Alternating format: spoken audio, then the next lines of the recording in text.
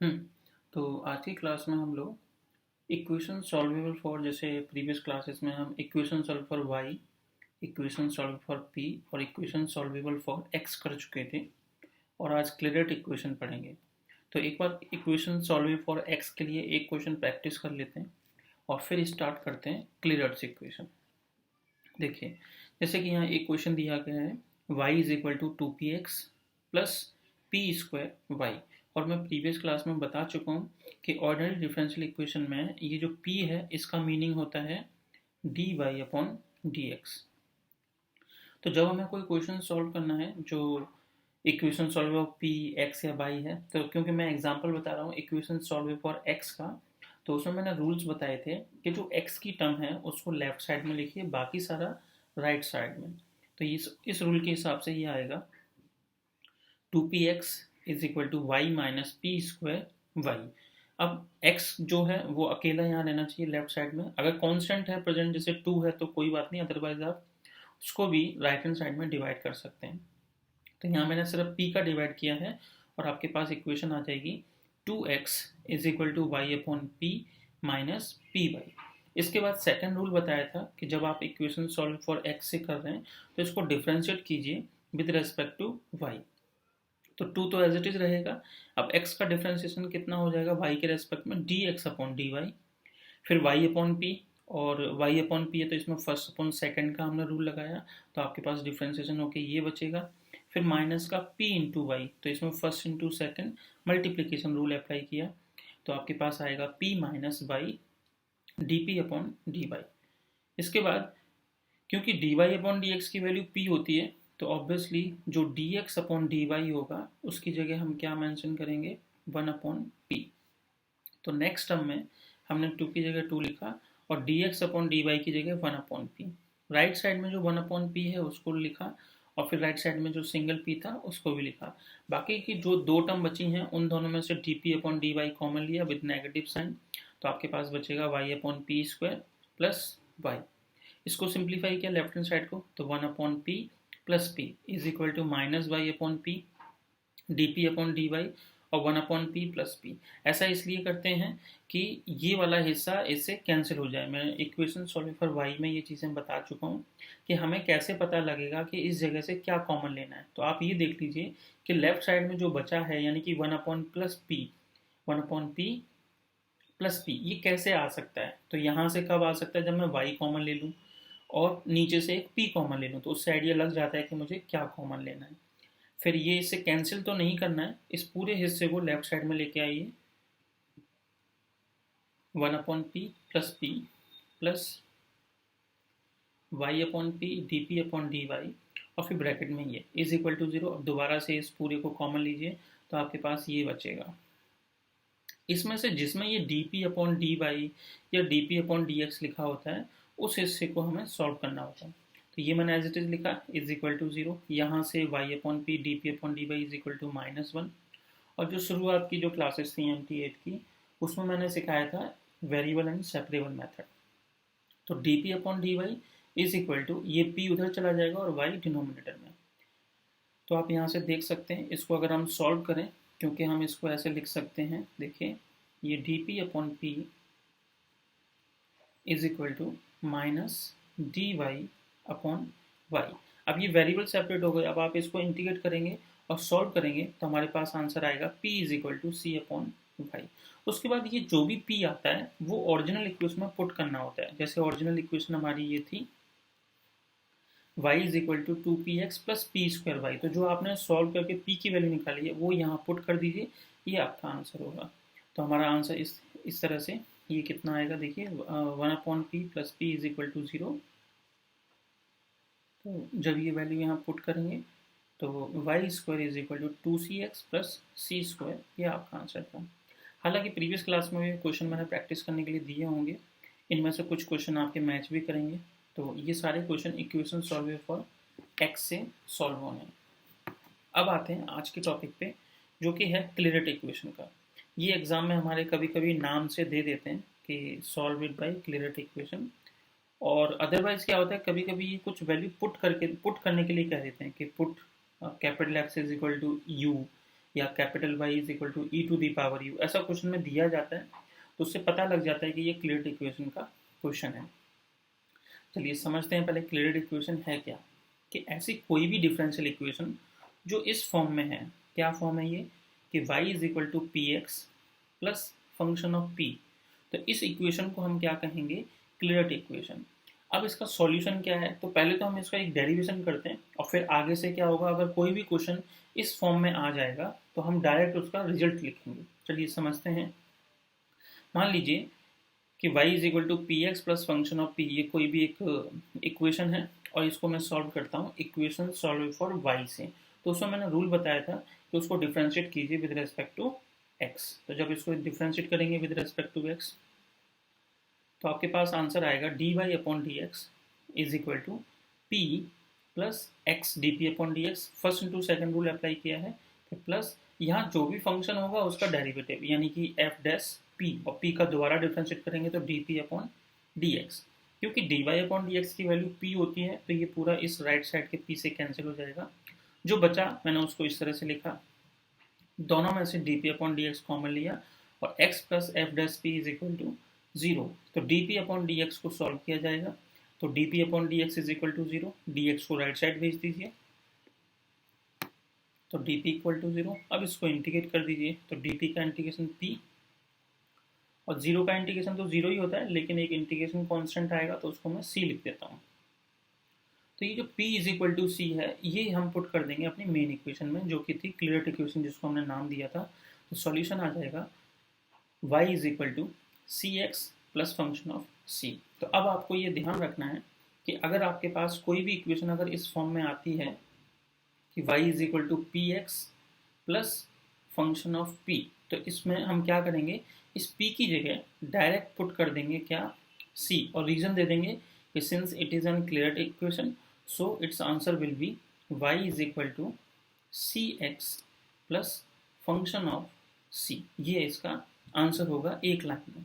अब मान लीजिए कि ये तो एक एग्जांपल हो गया, मान लीजिए दूसरा एग्जांपल इस तरह से लिखा है कि capital B is equal to capital P, फिर x की जगह मान लीजिए u लिखा है, फिर प्लस यहाँ पे फंक्शन ऑफ कैपिटल P दिया है। अगर इस तरह का कोई भी क्वेश्चन आता है तो अब यहाँ पे देखिए y की जगह v है और x की जगह u है, तो इसका सॉल्यूशन क्या होगा, तो इसमें भी इसको भी हम क्या बोलेंगे, क्लियर्ड इक्वेशन बोलेंगे। क्योंकि यहाँ पे जैसे कोऑर्डिनेट एक्सिस y और x थे तो यहाँ पे y और u है बस, और कोई फर्क नहीं है। तो इसका भी डायरेक्ट आंसर क्या होगा कि जो भी एक p होगा, यहाँ पे देखिए यहाँ स्मॉल p का मीनिंग था, हम जो डिफ्रेंशिएशन पढ़ रहे हैं कि p is equal to D Y upon D X, और जब हम क्वेश्चन करेंगे तो हमें पता होगा कि यहाँ जो कैपिटल p है उसका मतलब है कि डी वी अपॉन में डी यू। जब ये सारी कंडीशन फुलफिल हो रही होंगी तो इसको हम क्लियर्ड इक्वेशन बोलेंगे और इसका डायरेक्ट सॉल्यूशन होगा v is equal to C U plus function of c। मतलब मेरा कहने का मतलब है कि अगर small p D Y upon D X है और आपकी इक्वेशन इस तरह से लिखी गई है तो उसका आंसर डायरेक्टली होगा p को रिप्लेस कर दीजिए c से। मान लीजिए दूसरा कोई इक्वेशन है जिसमें वेरिएबल्स अलग अलग हैं, तो और वहाँ जैसे ये v है और u है और यहाँ p का मतलब है D V upon D U, तो ये भी क्लियर्ड इक्वेशन मानी जाएगी और इसका आंसर होगा v is equal to C U plus function of c। चलिए कुछ क्वेश्चन देखते हैं, जैसे कि बहुत सिंपल क्वेश्चन है कि y is equal to P X plus function of P square, मतलब यहाँ पे पी स्क्वायर लिखा है तो ये क्या है, फंक्शन ऑफ p है ओनली। तो क्योंकि ये क्लियर्ड इक्वेशन है तो this equation is in the form of Clairaut equation, so हम p को रिप्लेस कर देंगे c से, तो ये आपका आंसर है। तो एग्जाम में इतना इजी क्वेश्चन तो नहीं देंगे, वो लोग देंगे रिड्यूसिबल टू क्लियर्ड इक्वेशन। जैसे कि अभी मैंने आपको बताया था कि या तो वो नाम से मेंशन करेंगे कि इसको क्लियर्ड इक्वेशन के मेथड से सॉल्व कीजिए, अदरवाइज वो क्वेश्चन देने के साथ में लिखेंगे कि put x square is equal to u, y square is equal to v, या x is equal to u to the power half, v to the power half, ऐसा कुछ भी दे सकते हैं वो लोग। तो ये क्वेश्चन ज़्यादा इंपॉर्टेंट है। चलिए देखते हैं कैसे करना है। मान लीजिए एक्स स्क्वायर और ब्रैकेट में Y minus P X is equal to Y P square, ये क्वेश्चन है और साथ में ही कहा गया है कि एक्स स्क्वायर की जगह यू पुट कीजिए और वाई स्क्वायर की जगह वी। तो ठीक है, जो हमें पुट करने के लिए कहा गया है पहले उसको देखिए, X square is equal to U, तो इसको आप क्या कीजिए, डिफ्रेंशिएट कीजिए। तो 2x dx is equal to D U, इसी तरह से Y square is equal to V है, तो इसको डिफ्रेंशिएट कर दीजिए वाई के रेस्पेक्ट में, 2y dy is equal to dv। अब हमारे पास पहले क्या होता था, dy अपॉन dx is equal to small p, मतलब सिंपल सा। तो अगर हमें, क्योंकि ये जो p है वो स्मॉल y और स्मॉल x के अकॉर्डिंग है, तो अब हम जब इसको कन्वर्ट कर देंगे u और v की टर्म्स में तो वेरिएबल चेंज हो जाएंगे, तो कुछ नया p आएगा। तो मैंने क्या किया, यहाँ से dy की वैल्यू निकाली और यहाँ से dx की वैल्यू निकाली और इस dy अपॉन dx में पुट कर दी। या तो ऐसे सोच लीजिए, या फिर यहाँ देखिए 2y है, सॉरी dy है, और यहाँ एक्स्ट्रा क्या है 2y, तो मैंने जानबूझ के यहाँ 2y का ऊपर मल्टीप्लाई किया और 2x का नीचे मल्टीप्लाई किया, तो वो ऑटोमेटिकली क्या बन जाएगा आपके पास, सेकंड जो वेरिएबल है यानी कि v और u थे उसमें कन्वर्ट हो जाएगा dv अपॉन du। अगर ये चीज़ समझ नहीं आ रही है तो आप क्या कीजिए, यहाँ से स्मॉल dy की वैल्यू निकालिए, यहाँ से स्मॉल dx की, और यहाँ पुट कर दीजिए, तो अपने आप ही ये y upon x small p और जो नया वेरिएबल आएगा dv अपॉन du, इसको हम कैपिटल P से रिप्रेजेंट करेंगे, तो ये आ जाएगा।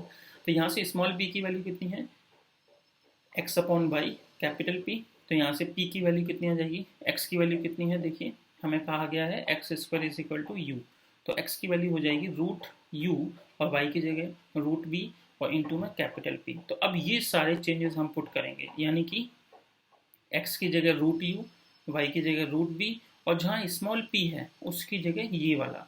तो क्वेश्चन में हमें ये तो दे दिया जाता है कि एक्स स्क्वायर की जगह और वाई स्क्वायर की जगह ये, लेकिन स्मॉल p की जगह क्या पुट करें वो हमें सोचना पड़ता है। तो उसको सोचने का तरीका यही है कि जो भी ये इक्वेशन जैसे 1 है और ये 2 दिया गया है, इसको इसमें डिवाइड कर दीजिए, डिवाइड करने से ये मिलेगा। अब यहाँ से 2 से 2 कैंसिल, y अपॉन एक्स है तो y upon X as it is, small D Y upon small D x की जगह स्मॉल p होता है, और इस पूरे को हम कैपिटल P मानेंगे, तो यहाँ से स्मॉल p आ जाएगा। जो भी ये वैल्यूज़ हैं उनको यहाँ पुट कर दीजिए, और जैसे मैंने डायग्राम में यहाँ बताने की कोशिश की है, देखिए जब आपके पास ये x और y एक्सेस होते थे तो हम उसको dy अपॉन डी और p से डिनोट करते थे। अब यहाँ पे v और u है तो इसको कैपिटल P से डिनोट कर रहे हैं, जो भी नए वेरिएबल होंगे। तो जो भी ये तीन चीज़ें आई हैं मेरे पास कि एक्स स्क्वायर की जगह u पुट कीजिए, वाई स्क्वायर की जगह v पुट कीजिए, और स्मॉल p की जगह root u upon b capital B। जब मैं क्वेश्चन में पुट करूँगा, देखिए ये हमारी ओरिजिनल इक्वेशन थी, इसमें एक्स स्क्वायर की जगह u, y की जगह रूट p। जब मैंने ये पूरा पुट किया, अब बस एलसीएम लेके सिंप्लीफाई करना है, कुछ हार्ड क्वेश्चन नहीं है ये वाला। अब मैंने यहाँ एलसीएम लिया प्रॉपर, जो चीज़ कैंसिल हो सकती हैं वो मैंने कैंसिल किया, जैसे कि ये कैंसिल हो गया, तो v is equal to v minus u p is equal to p square आ गया। इसको हम लिख सकते हैं v is equal to U P plus P square. आपको याद होगा अभी जब मैंने क्लियरेट इक्वेशन समझाई थी तब बताया था कि जब small y is equal to P X plus function of p होता है तो हम p को किससे रिप्लेस कर देते हैं, c से, और p की वैल्यू क्या होती थी यहाँ पे स्मॉल p की dy अपॉन डी एक्स। आप यहाँ पे भी देख सकते हैं कि जब यहाँ capital B is equal to you P लिखा है प्लस फंक्शन ऑफ P है, लेकिन यहाँ कैपिटल P का मीनिंग है D B upon D U, तो सेम ये क्लियर इक्वेशन ही है। तो यहाँ पे भी हम कैपिटल P को रिप्लेस कर देंगे C से। तो क्योंकि ये जो है वो एक क्लियर इक्वेशन आ गई है, क्योंकि ये function v is equal to you P है और ये क्या है फंक्शन ऑफ P। तो क्योंकि ये क्लियर फॉर्म में है तो इसका आंसर होगा कैपिटल P को C से रिप्लेस कर देंगे। तो v is equal to U C plus C square. अब b की वैल्यू क्या थी वाई स्क्वायर, u की वैल्यू क्या थी एक्स स्क्वायर, तो ये आपका आंसर है। तो बहुत ही ईजी था। चलिए एक क्वेश्चन और करते हैं, लेकिन ये बहुत इंपॉर्टेंट है क्लियर इक्वेशन वाला। चलिए एक क्वेश्चन और करते हैं। गिवन है कि P X minus Y P is equal to 2p। यहाँ पे भी कहा गया है कि एक्स स्क्वायर की जगह u पुट करना है, वाई स्क्वायर की जगह b पुट करना है। तो ये दोनों तो समझ आ गए, लेकिन स्मॉल p की जगह क्या पुट करें, तो उसको पता करने के लिए पहले हमने X square is equal to U लिखा प्रीवियस क्वेश्चन की तरह, और 2x dx is equal to du। फिर वाई स्क्वायर की जगह v लिखा, फिर 2 dy is equal to dv। फिर मैंने इक्वेशन 2 में 1 का डिवाइड किया ताकि हम स्मॉल p की वैल्यू निकाल सकें। तो बिल्कुल कॉपी है जैसे प्रीवियस क्वेश्चन में किया था। तो स्मॉल p की value x upon Y capital P, फिर x की जगह रूट u, y की जगह रूट p। तो ये चेंजेस हमें पुट करने हैं। तो ये आपका क्वेश्चन था, और यहाँ कुछ नहीं किया मैंने, बस वो वैल्यूज़ को पुट किया है। पुट करने के बाद एलसीएम लेके सॉल्व कीजिए, सिंपल एलसीएम वगैरह लेना है। सॉल्व करने पे आपके पास ये इक्वेशन आ रही है। अब इसको अगर हम फिर से प्रॉपरली देखें तो ये जो यूपी है जब राइट साइड में जाएगा तो v is equal to U P plus 2p/p-1। अब आप देखेंगे तो ये देखिए v की जगह v है, यूपी की जगह यूपी है, प्लस ये पूरा फंक्शन ऑफ पी है, तो ये क्लेरेट फॉर्म बन गई। और क्लेरेट फॉर्म बनने के बाद में हमें पी को रिप्लेस करना होता है सी से, तो हमारे पास आंसर आएगा v is equal to U C plus 2c/c-1, और v की वैल्यू वाई स्क्वायर है और u की वैल्यू एक्स स्क्वायर, तो ये आपके पास आंसर था। चलिए एक क्वेश्चन और देखते हैं, नहीं इतने क्वेश्चन काफ़ी हैं, इनको अब आप अपने आप कीजिए। मैंने यहाँ पे क्वेश्चन दे रखे हैं P X minus Y P Y plus X is equal to A square Y, तो आपको हिंट दी गई है कि इसमें भी एक्स स्क्वायर की जगह यू पुट कीजिए और वाई स्क्वायर की जगह वी, तो ये आंसर आना चाहिए। इसी तरह से नेक्स्ट है, इसी तरह से ये आगे के क्वेश्चन है, देख सकते हैं कि इस क्वेश्चन में कहा गया है कि ई की पावर एक्स को यू पुट कीजिए और ई की पावर वाई को बी, तो कोई प्रॉब्लम नहीं है, जैसे अभी समझाया है वैसे ही प्रॉपर करते जाइए, ये आपका आंसर आएगा। नेक्स्ट क्वेश्चन में है कि 1/y में 1/u को x पुट कीजिए और 1/y को b, तो ये आंसर आना चाहिए। Similarly y is equal to 2px plus Y P square है, तो x की जगह u पुट करने, ये आपके एग्जाम में आया हुआ है कि x की जगह u पुट कीजिए और y स्क्वायर की जगह b, तो जो दो ऊपर मैंने क्वेश्चन कराए सेम प्रॉपर मेथड आप यूज करते जाइए और ये आपके पास इक्वेशन का सॉल्यूशन है। तो ये क्लियर इक्वेशन आपका एंड होता है यहाँ पे, और इन क्वेश्चंस को प्रैक्टिस कीजिए। जो ये टॉपिक पढ़ रहे थे, मैं एक बार बता देता हूँ कि हम लोग क्या पढ़ रहे थे, कि differential equation of first order but not of first degree, ठीक है। तो उसके अंदर 4 मेथड पढ़े हैं, और बेसिकली हमने कि equation solve for P, equation solve for Y, फिर इक्वेशन सॉल्व फॉर एक्स, फिर क्लियर इक्वेशन, और उसी का पार्ट है कि रिड्यूसिबल टू क्लियर इक्वेशन। तो जो रिड्यूसिबल टू क्लियर इक्वेशन है ये ज़्यादा इंपॉर्टेंट था, जो कि आज हमने क्लास में डिस्कस किया है। तो मिलते हैं नेक्स्ट क्लास में, उसमें कोई नया चैप्टर देखेंगे।